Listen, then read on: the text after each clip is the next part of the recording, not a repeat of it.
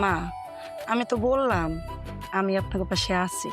নেন, আপনি আব্বারে খাওয়াইয়া দেন, আমি একটু মন ভরে দেখুন। কিসে? হ্যাঁ? কিসে তুমি এমন করতেছো কেন? হ্যাঁ? কিসে? আরে কিসে এটা? খাবারে বিষ আছিল। আরে আল্লাহ রে!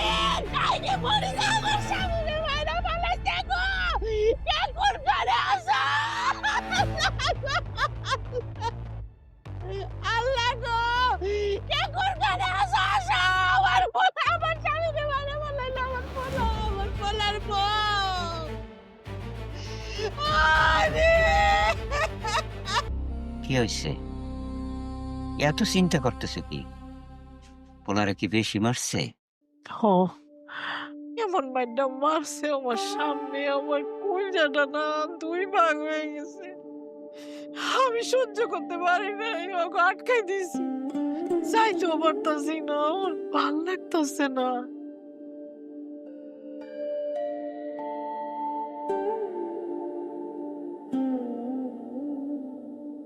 মা, আমি আপনাদের সাথে অনেক খারাপ ব্যবহার করছি, অনেক অন্যায় করছি। আমার লেগে আপনারা অনেক কষ্ট পাইছেন, এটা কোনো আমার ঠিক হয়নি। আমি এখন থেকে সিদ্ধান্ত নিছি আমি আপনাদের সাথে আর খারাপ ব্যবহার করবো না। আমি আপনাকে বৌমা, আমি থাকতে আপনি কেন কাজ করবেন? তাছাড়া আব্বা অসুস্থ মানুষ, আমার তো দায়িত্ব আব্বার সেবা যত্ন করা। আমি ছাড়া আর কে করব? আপনার একটা মাত্র পোলার বউ আমি। আমি না এতদিন বুঝিনি যে আপনারা আম করে এত ভালোবাসেন।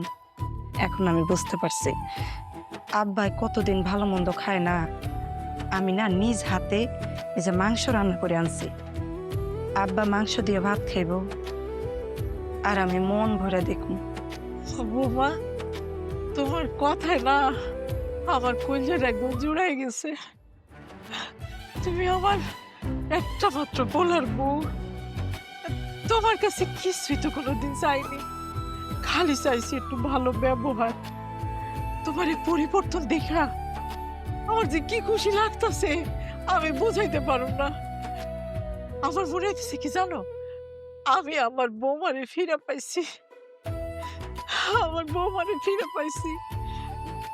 মা, আমি তো বললাম আমি আপনার পাশে আছি। নেন, আপনি আব্বারে খাওয়াইয়া দেন, আমি একটু মন ভরে দেখুন। শুনছো রাকিবের বাপ, আমার বৌমা ভালো হয়ে গেছে, কি সুন্দর করে কথা কইতেছে।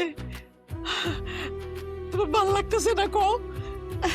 এই দেখো তোমার লাগা গোস্ত, তারপর কত কিছু রাইন্দা নিয়ে আইছে। বৌমার ব্যবহার দেখা, কথাবার্তা শুই না, আমার খুব ভালো লাগতেছে। এইটুকু ব্যবহার পাইলে আমি ময়ূরও শান্তি পাবো। আমাগো বৌমা, আমাগো বৌমা দেখছো কত ভালো হয়ে গেছে। তোমার লাগা দেখো মুরগির মাংস তরকারি কত কিছু রান্না করে নিয়ে আইছে। আমি মাখাই দেয়, তুমি খাও। না না না, অনেকদিন পর মুরগির মাংস দিয়ে ভাত খাবো। আমি মাখাই খাই। হ্যাঁ, পানি দাও।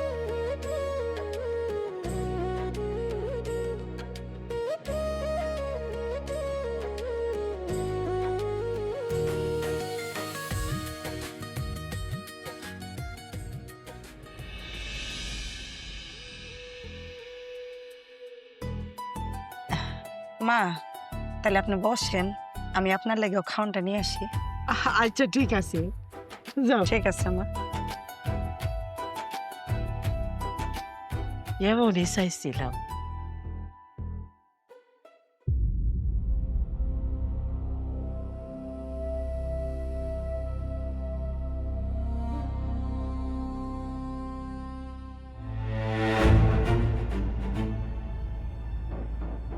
কিসে? হ্যাঁ? কিসে তুমি এমন করতেছো কেন? হ্যাঁ? কিসে? আরে কিসে এটা? খাবারে বিষ আছিল। আরে আল্লাহ রে! কাইরে মরে যা আমার সামনে মাইরা ফালাইছে গো! কে কোন ঘরে আছো? আল্লাহ গো! কে কোন ঘরে আছো? আসো! আমার পোলা আমার স্বামীকে মাইরা ফালাইলো আমার পোলা, আমার পোলার বউ!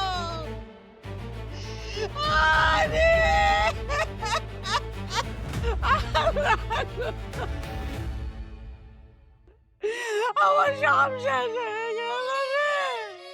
কেমনে কি হলো?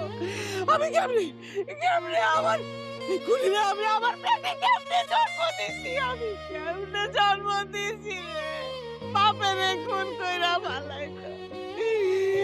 কি দেখার বাকি ছিল আমার? আল্লাহ গো, তুই একটা খুনি, তুই একটা খুনি।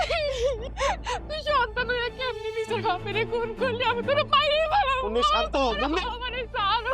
মুন্নি শান্ত হও, আল্লাহর কাছে বিচার দাও। আল্লাহ যত তুই খুনির শাস্তি দেয়। সাক্ষী প্রমাণের ভিত্তিতে আসামির দোষ স্বীকারোক্তি পাওয়া গেলে অবশ্যই তাদের শাস্তি হবে। আমি মা হয়ে কইতাছি, ওর প্রতি আমার কোনো মহব্বত নাই। আমি ওর সর্বোচ্চ শাস্তি চাই, ওর ফাঁসি চাই আমি।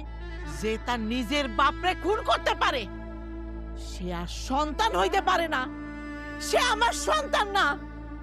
এই খুনি, তরে যদি আমি 10 মাস 10 দিন পেটে রাইখা জন্ম দিয়া থাকি, তরে যদি আমার নিজের দুধ খাওয়াই বড় কইরা থাকি, তরে যদি আমি নিজের হাতে মানুষ কইরা থাকি, তুই সত্য কইরা ক, সবাই রে ক, তুই তোর বাপেরে খুন করছস।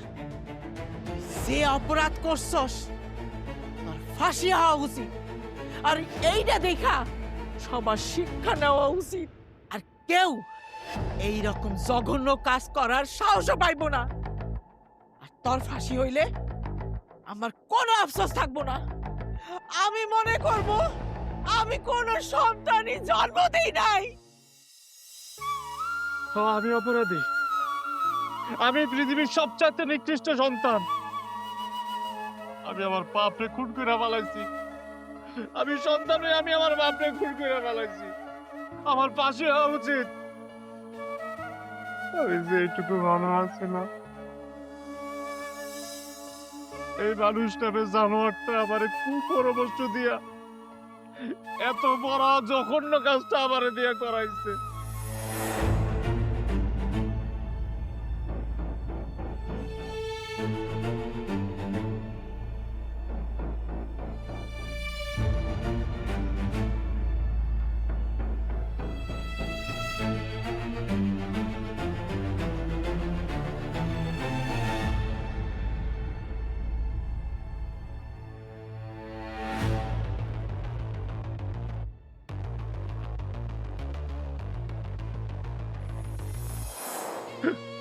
আমি যদি তখন ওর কথা না শুনে ওরে প্রতিবাদ করতাম, তাহলে আজকে পৃথিবীর সবচেয়ে নিকৃষ্ট কাজটা আমি করতাম না। আমি আমার বাপরে খুন করতাম না। আমার শাস্তিও দরকার। আমার সাথে এই